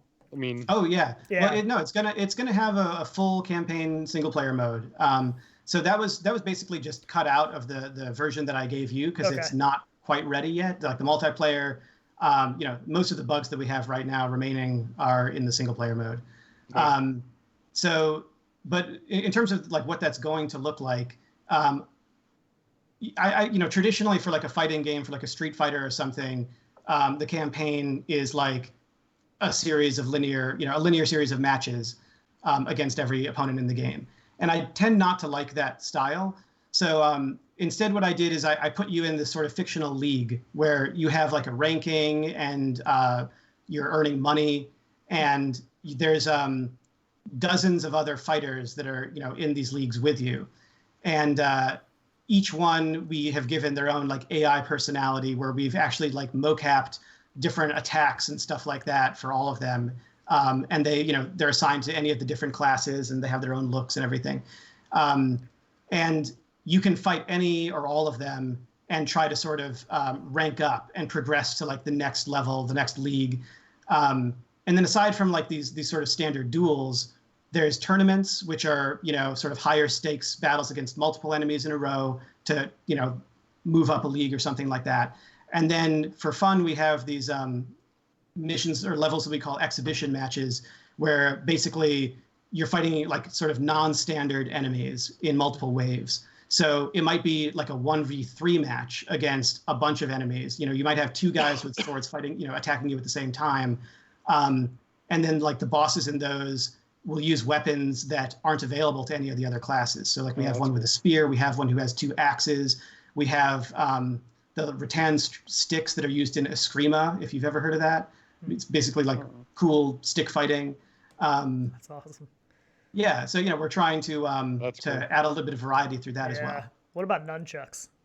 Oh yeah. Well, that's one of those things. Like, there's so many cool ideas there and things really we want to is. put in there. Yeah, there's so much Well, cool and stuff. you even have so like being that it's a hand-to-hand combat game, you still have specials that have projectiles, which is really cool because it's not just hand-to-hand combat either. And that's what I think is great. It just gives it that diversity. You can play whatever style works for you, kind of, which is really cool.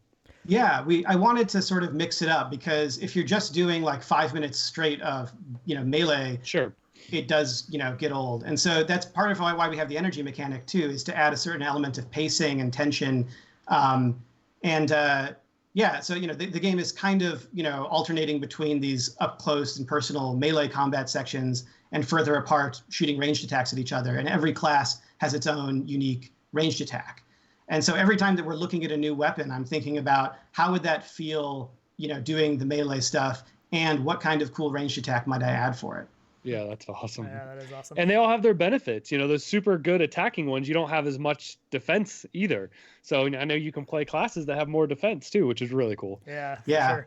One, I really quick wanted to mention, No Nope in chat said, don't forget to mention that the $200 backing lets you be in the game. I need more information on what that's about. Right? Well, yeah, that's, I was just talking about how we captured, did mocap for all of the fighters. That's not using any sort of fancy mocap system. That's just using the headsets that, you play the game on. We have a tool that we built in that lets us capture animations within the headset for different classes. And then to create an AI, what we do is, you give it all the data about what it should look like and some information about, its reaction times and stuff like that. And then it's feeding in all of these animations that we recorded. And so, for the $200 tier for the Kickstarter, basically, we will send you a special copy of the game that has enabled that animation recording tool, and walk you through, sort of basic instructions for how to record this stuff. You'll send us those files, and we'll compile it into an actual playable AI opponent that will appear in the single-player campaign. That's awesome. That's pretty cool. That is really cool. All right, going back a little farther, what's your background then? Did you guys develop this yourself? Yeah, so I'm primarily a solo VR developer, and I've been doing stuff. I backed the Oculus Rift Kickstarter back in 2013, and I started doing VR development since then. And I released a bunch, like I mentioned before, I released a bunch of strategy games for the Gear VR, and then later the Rift Vive and all of that. And so with this game, it was, like a year and a half ago or 2 years ago. I had the idea, before that, but a while back I started prototyping. I spent a long time just kind of trying to get the feel right. And then more recently started trying to hire some, external contractors to help actually, bring this to full production. So it's no longer just a one-man show, but it was for a good long time. And it's, for me, this is still, in the grand scheme of things, a very small game, but for me, it's a much larger game than anything I've done before. Absolutely, yeah. This is my most ambitious title, and I think it'll be my 5th VR game.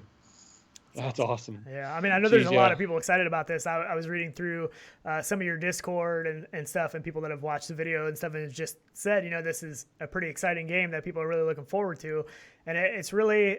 I mean, I'm trying to think. We don't really have a whole lot of just one versus one.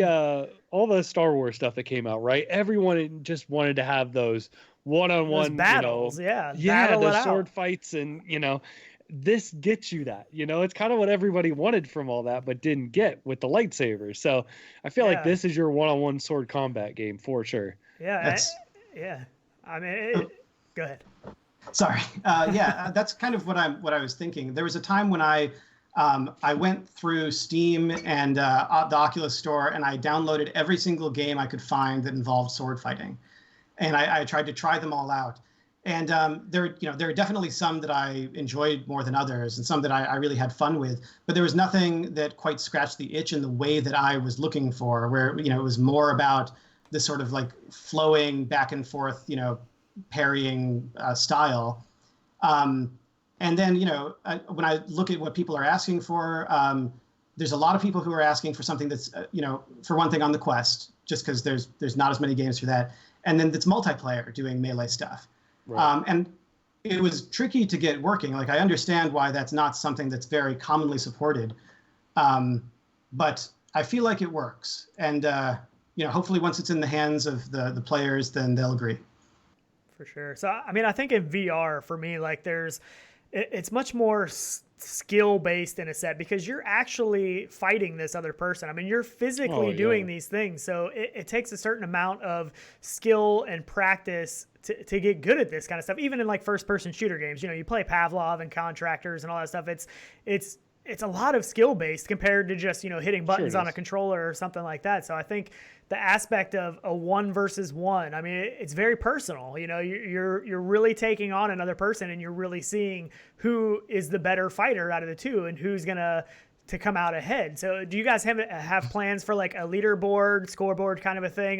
The top guy of this game, you want to beat this guy. You want to get your skill level to where you can take this guy on that's at the very top and beat him. I mean, is there plans for that kind of a thing? We have like a skill rating system right now that's trying to sort of track different players in relation to each other. We'll have to see sort of how that performs once it's in the wild, because I am afraid of, whenever you have something like that, there's going to be people who try to exploit it. Whenever you have a leaderboard, there's people who want to hack it or, whatever, just to get their name at the top.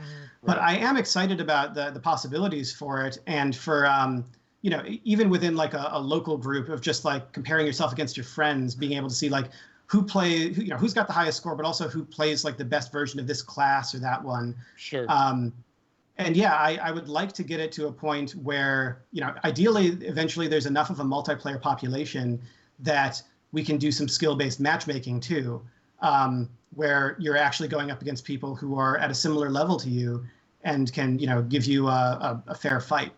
Yeah. I mean, I can almost even see this being almost like an esports kind of a thing where, sure. you really have tournaments where, because I mean, there's going to be people that play this game that are just going to be ridiculously good. There always is. Every game, there's people that are just able to master the skill set to make them better than most other people. So, I mean, I to watch something like this of two people that are really, really good at this, I think would be very entertaining because could you imagine taking like a professional jouster and throwing them in something like this? Like somebody who really does or this like as fencing, somebody that's like professional. That's what I mean. Yeah. Yeah. That would be weird though, because of the slow motion aspect and the reset. They might not actually be as good as what you would think they would be right off the bat. I mean, I'm sure it's going to be different. Yeah, it's definitely different.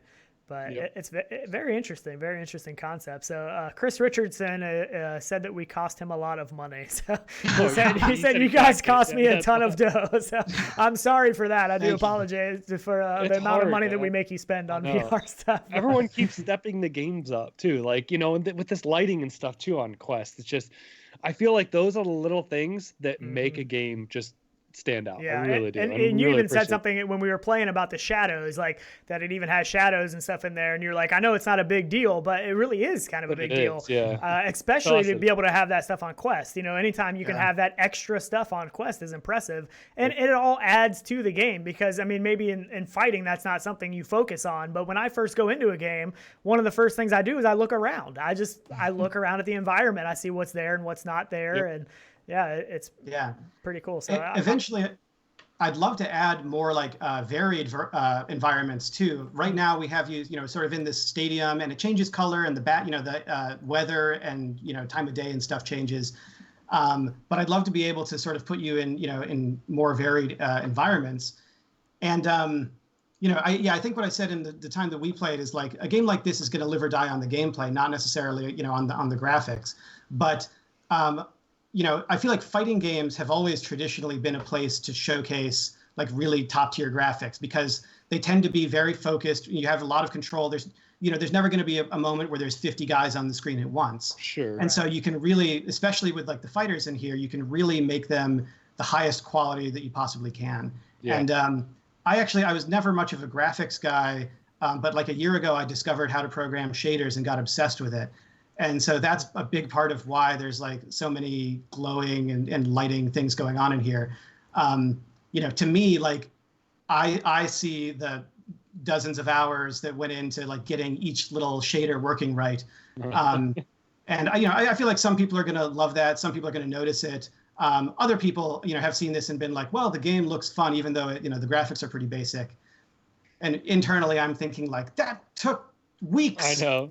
Right. But sometimes the things that disappear, if they disappear, means you did your job right, because they're not standing out as well. So don't always take it as criticism, because if it just looks natural and how it should be, then you've done your job, Right. But I know it is hard, because you obsess over things and spend a week on something that no one's even going to know.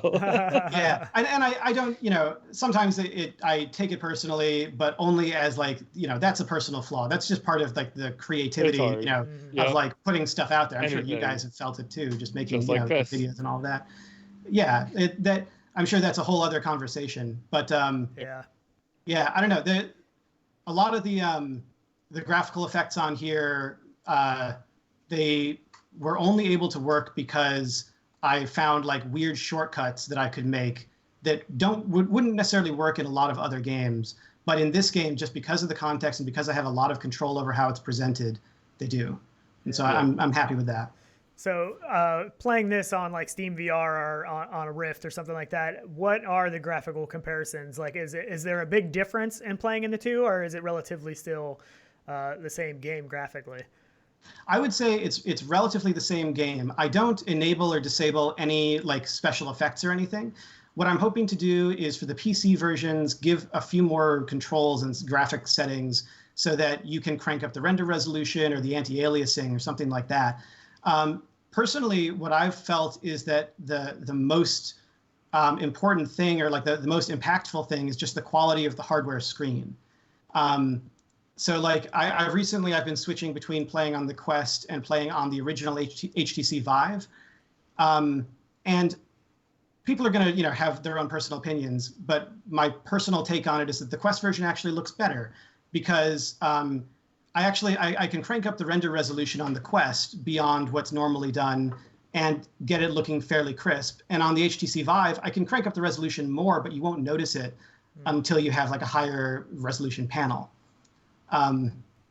Just as a side note, I can't be sure about this, but I think that Ironlights will be launching with the highest render resolution of any game on the Quest store. Oh, which does not count. That doesn't count for everything, because it's the whole combination that matters, and different anti-aliasing settings and all of that. Sure. But it is kind of like a fun factoid to brag about. Yeah. That's wow. awesome. Yeah, that is cool. Oh yeah, anything that pushes the limits is great. It really does. So we need more of that. Will this have index controller support right out of the gate?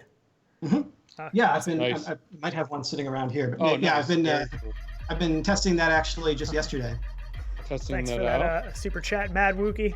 Cheers. Said good he stuff. Likes it. I think he likes the interview. I think he likes what you're serving here, so that's a good thing. Thank you. We appreciate it. It's that. awesome. I would love to eventually get it to the point where it can do finger tracking and everything on the gauntlets. Right now, it's not set up for that. They're sort of static in like a grip pose. But yeah, like once I can afford it, then it would be great to be able to have those sort of react in real time, be able to do the gestures and everything. Yeah, that'd be cool. The gestures would be kind of interesting for the back and forth battle. I have a feeling it could get. So I can imagine some gestures people would make. That's for sure. they can do enough damage with just the grip. Trust me. Yeah. Right. I know. Oh, it's great when you're sitting there spinning the dual sword one. Oh man, that's so awesome. Yeah, it is really cool. So, what else we have here? I like how it worked on. I was looking at my notes. So Baron Jan says, for me, gameplay is important. I like how it worked on gameplay that much. Some games just work on other things, which is definitely true. Wonder what the crowd atmosphere is like in game, if there is one. I'm trying to think right now. I can't remember. You hear the crowd. Yeah, you hear the crowd. I don't think there's any physical reaction to the crowd, though. Is that right? So there is, but it's fairly subtle right now, and that's one of the things that I want to expand on. The crowd is 100% inspired by Rocket League. They're sort of like little egg people bouncing up and down. What I've got it set as right now is I can control the speed at which they're like cheering for you. So when you like win the game or when you're being introduced or something, your color fans will like get more excited than the other guys. That's cool. But there's a few more things that I'd like to do with that. You know, I have a couple foundational elements in there for being able to do more crowd reaction. But there's so much to do. I haven't got that, fully hooked up yet. I do really like having the crowd reacting to you. And I was sort of torn. Like one thing I wanted to do originally was for like the early leagues when you're just like a rookie player in the campaign, having like a smaller stadium with like, the crowd, the stands are only half full or something like that. Sure. Yep. But I'm torn between doing that and just like the fun of having a packed stadium every time. Sure. True. And the crowd is actually, it's another one of those things that I was, kind of proud of, because it turns out having lots of little guys bouncing up and down, that aren't like all in sync is pretty tough to do on the Quest. But we've got it. I counted like 42,000 individual fans in the stands. Oh man, that's awesome. Which turns out to be like almost exactly. No, Wow. no, they're all doing their own thing. But it turns out that's like exactly as many as fit in my local baseball stadium. So perfect. That's crazy. Yeah, that is really cool. That is awesome. That is pretty awesome. I do like too the fact when you get your weapons, how you get them. I won't describe it a ton. People don't want to spoiler or whatever. Some people don't want to know all that stuff, but I really do like that. It's super cool how you reach out and grab them and stuff. Well, you'll see it in the video. It does show it in the video. If you watch the video, yep, you will. And are you guys? I know you're not feeling well. Sorry about that, Tyler. Are you guys planning on playing against each other? We are planning on playing against each other. Yep. It should be fun. When will the PC build be available? Because we were thinking about doing a live stream, which if we do a live stream on PC based headsets instead of Quest, it makes it a lot easier for a live stream. But we would like to do a live stream battle back and forth between the two of us. So at some point, Rift or Vive or Index? Rift or Index, either one. I mean, I might have a Rift multiplayer only version that I could share with you. I just haven't shared that with anyone else or tested it very much. So it's kind of like, here's hoping that it works. But I can send that your way. I'd love to see you guys, fight. I have to be on the list now. I think we talked about it. We teased a little bit about it on our last show that we were going to do a video together, me and Tyler, this past week, and that was our plan. Our plan was to do a video of us battling each other in Ironlights, and unfortunately that didn't work because Tyler ended up getting so sick and he was down for the count. He wasn't playing any VR games, but we definitely do want to do that at some point. We do really want to. Because I want to battle somebody that's more on my level of a true back and forth of, when we went in together, it was mostly a learning experience because I had no idea what I was doing. So you were basically explaining how all the classes worked, how the weapons worked, the energy, the back and forth battle and how to engage that battle and retreat from battle and stuff. So I'll have to run Tyler through all of that as well. But I'll have to run you through it. Probably. Tyler is usually a little bit better than me at a lot of VR games, so whatever. I might still get my butt kicked. But well, you start with an advantage, so that's good. That's true. That is true. That's very true. I've been joking that I've been playing these sort of demo matches against a few people, and for a precious few weeks, I am the most experienced Ironlights player in the world. Yep. And I just know as soon as players get their hands on it, they're going to start crushing me in no time. It's fun to see how other people probably play it too, because you guys developing, you play it a certain way, how your image and you see it.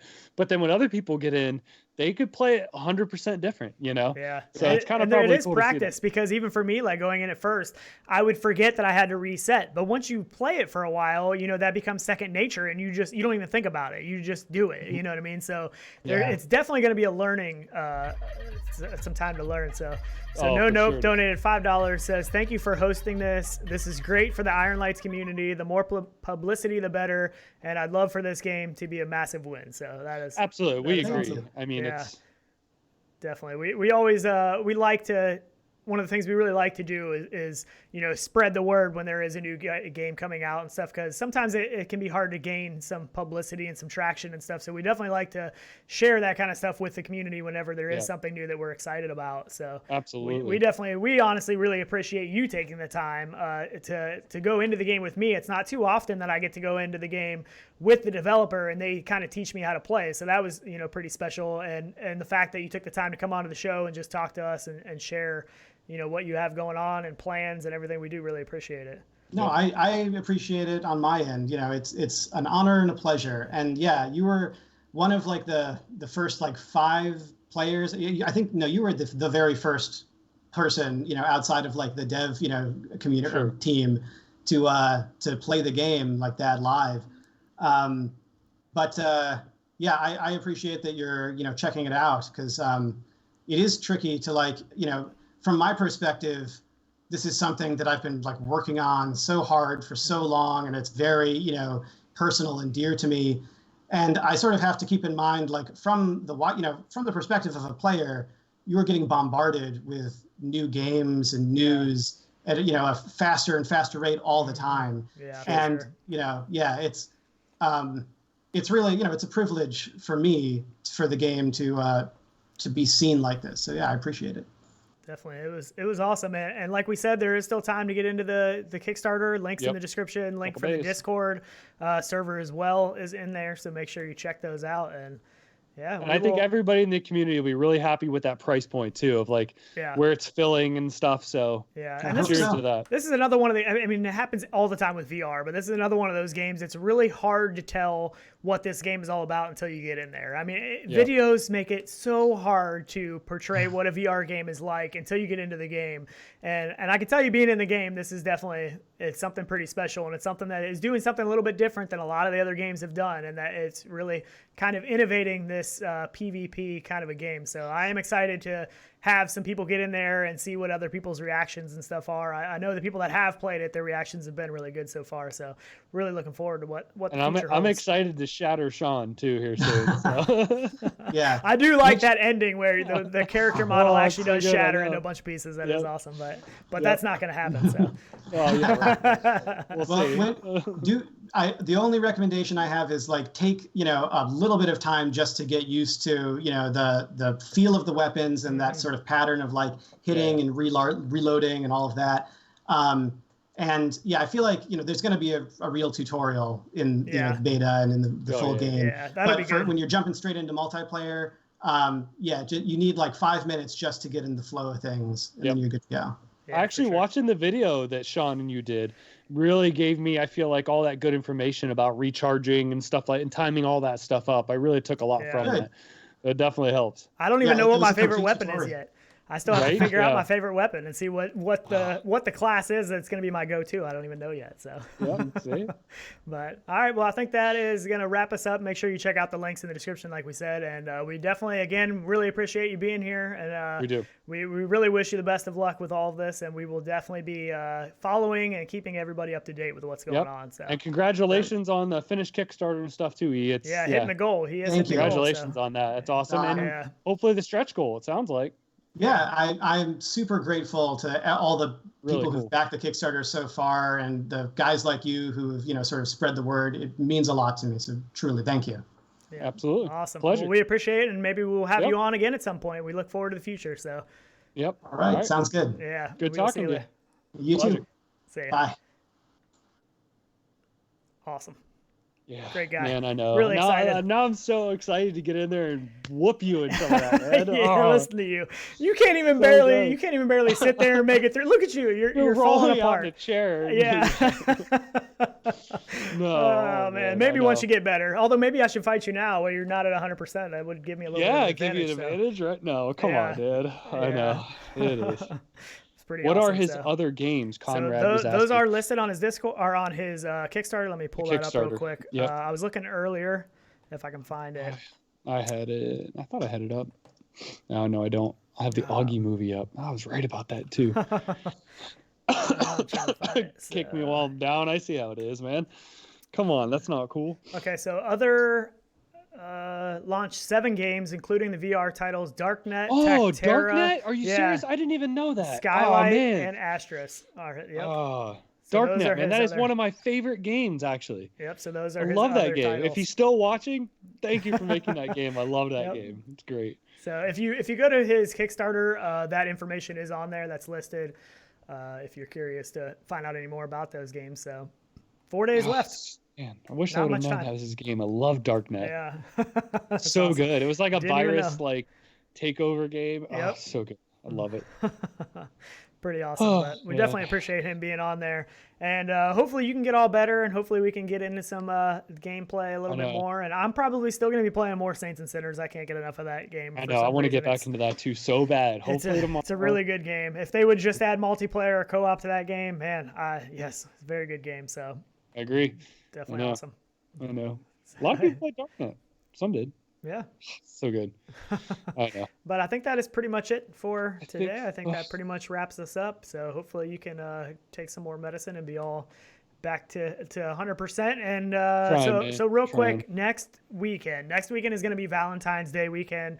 I am going to be out of town. I am going with my wife on a trip for a little bit of a long weekend. So looking forward to that. We are still going to try to do the Coffee and VR show, but right now we're either going to do a premiere. So we're going to pre-record it and do a premiere on Saturday morning, regular time. Or we could potentially try to just do a live stream on Thursday evening or something like that. Yep. I'm curious to see what your guys' thoughts are, what you would prefer.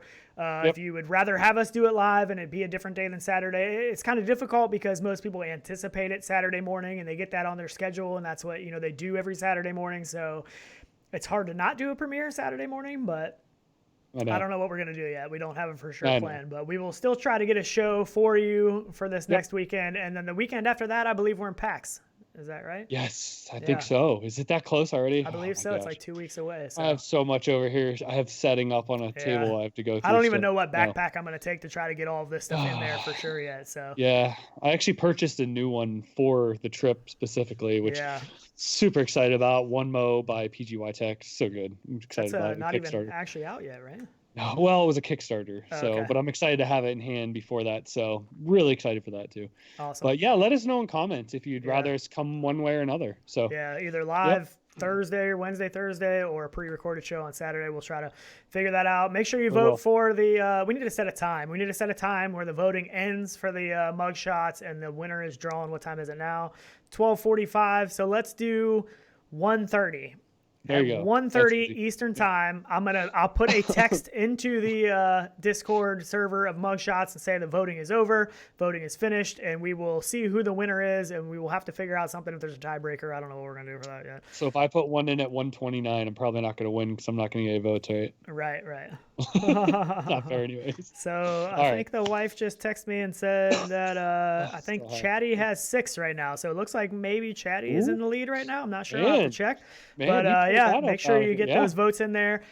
Huge thanks to the people that gave a super chat. Huge thanks to the people that have joined the Patreon. We really do appreciate it. It is going to help us get some of these trips and stuff that we have planned this year, help us get to those destinations. And we also have some plans for some bigger giveaways that we want to try to do in the future. We really do like giving away, gift cards and game codes, and maybe we can up the game a little bit. So returning it also.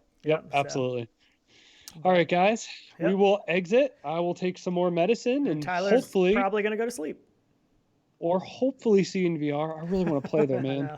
I know. We'll get in there. So bad. But again, I need to wipe it down with Purell probably too. Seriously. But, disinfect. But yeah, seriously, thanks for everybody for being here, and we will definitely see you next time. Yep, absolutely, guys. See you back here with my sickness. Probably not. Or see you in VR. That's where I want to see you. Later, guys.